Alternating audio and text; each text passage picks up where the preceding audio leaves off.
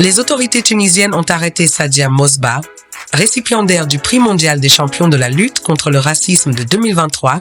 Les critiques qualifient cela de politique.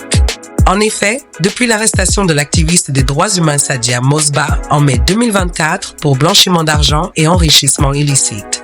Le jeudi 19 mars 2026, le tribunal tunisien a condamné Sadia Mosbah, 66 ans, visage de l'opposition politique, à 8 ans de prison ainsi qu'au paiement d'une amende de $35 000.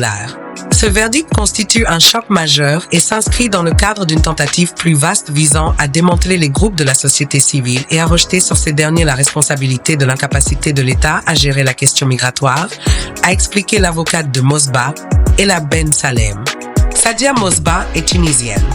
Elle est née en Tunisie et y a grandi comme plusieurs générations des siens avant elle.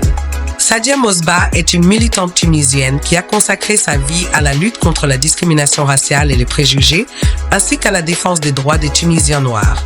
Après des études de droit, Sadia a entamé sa carrière professionnelle en tant qu'hôtesse de l'air, puis chef de cabine au sein de la compagnie Tunisair, période durant laquelle elle a été témoin de nombreux cas de discrimination. En 2013, après de multiples tentatives infructueuses pour créer une association de lutte contre la discrimination raciale sous le régime du président Ben Ali, elle a finalement fondé Mnemti, qui signifie « Mon rêve ».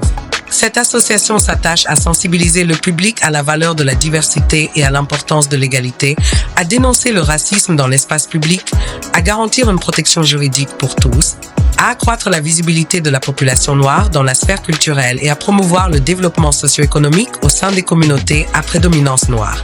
Sadia œuvre sans relâche pour combattre la discrimination raciale sur les scènes nationales et internationales, notamment en plaidant pour la mise en place de cadres juridiques et politiques propices à la protection des Tunisiens noirs. Très vite, elle réussit à faire de la négrophobie un sujet de débat national. Le pouvoir politique est ainsi contraint de réagir à ce problème. Il le fait en promulguant une loi reconnaissant l'esclavage comme crime contre l'humanité. En mars 2018, toujours sous la pression des associations antiracistes du pays, le Parlement adopte une loi antiraciste punissant les propos racistes. Et plus durement encore ceux incitant à la haine et aux violences raciales, mais on sait qu'une loi n'a jamais été suffisante pour changer les mentalités d'un peuple. En Tunisie et comme aux États-Unis sous Obama, la mobilisation des Noirs contre le racisme et leur volonté de reconnaissance de leurs droits humains et civiques ont contribué à une réaction ultra-violente de la part des groupes dominants du pays. Les militants antiracistes tunisiens ont d'abord fait l'objet de harcèlement et de diffamation, puis de dénigrement et ont même été taxés de trahison, puisque le Parti national tunisien a accusé les mouvements antiracistes de vouloir grand remplacer la population prétendument originelle du pays. Sadia Mosbah en particulier a été visée parce qu'elle a ouvertement soutenu les migrants africains qui subissent un régime de discrimination ultra-viol en Tunisie. En 2022, le président tunisien a repris à son compte l'argumentaire raciste du Parti national tunisien pour mettre en place des lois fascistes contre les migrants. Ces derniers ont alors eu à faire face à des campagnes d'agression physique, à des cycles d'attaques et de pillage de leur domicile, et à des vagues de reconduite hors du pays. Au niveau du désert, où sans eau, sans nourriture et déjà fortement démunis, ils ont été et sont toujours soumis à un risque de mortalité surélevé. La stigmatisation des migrants africains a fini par atteindre les Tunisiens noirs, qui à présent sont vus comme des Tunisiens suspects, de faux Tunisiens, alors qu'ils vivent dans le pays depuis des siècles. Sadia Mosbah a été au bout de ses convictions en dénonçant les dérives racistes du président tunisien, qui a mis en place une campagne de négrophobie ultra-violente et mortifère, laquelle n'a rien à envier aux expéditions punitives des racistes du Ku Klux Klan du sud profond des États-Unis pendant près d'un siècle.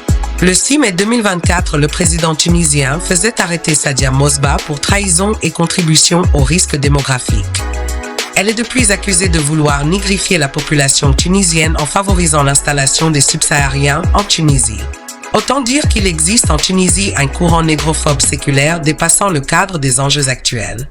Peu de gens le savent sans doute, mais Slim Marzou, un Tunisien noir qui s'était élevé contre la négrophobie en Tunisie, avait été enfermé pendant 35 ans dans un hôpital psychiatrique par Bourguiba.